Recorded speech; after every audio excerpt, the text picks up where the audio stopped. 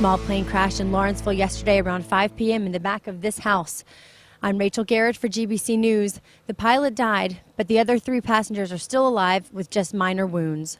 Firefighters and police worked all night to secure the area where the crash occurred.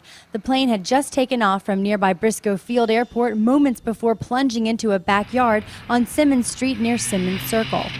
We arrived on the scene, had a plane that was behind the house that had gone down in a wooded area. The plane was engulfed in flames. The pilot was still on board the plane. The pilot is deceased. He is the only fatality at this point. Captain Rutledge says there is a bright spot despite the pilot's death. But very fortunate that the plane did not injure anyone on the ground or slam into any houses in this area. This is a residential area, and so again, we're very fortunate the plane did not hit any structures or injure anyone on the ground. Mavis Burson lives down the street and describes her reaction to the crash.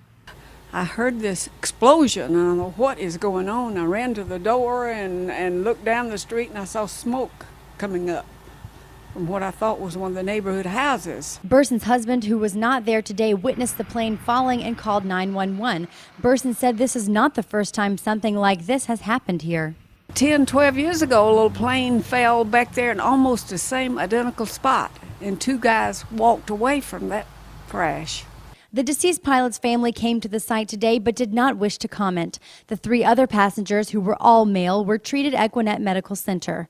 As for other damages, it looks like the plane may have impacted a tree in the front yard, also damage to a tree near a pond in the backyard just before the wooded area. So the medical examiner's office has not yet released the name of the pilot. The Federal Aviation Administration and the National Transportation Safety Board are still trying to determine what caused the crash.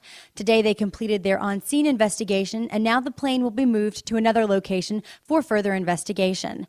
For GBC News, I'm Rachel Garrett.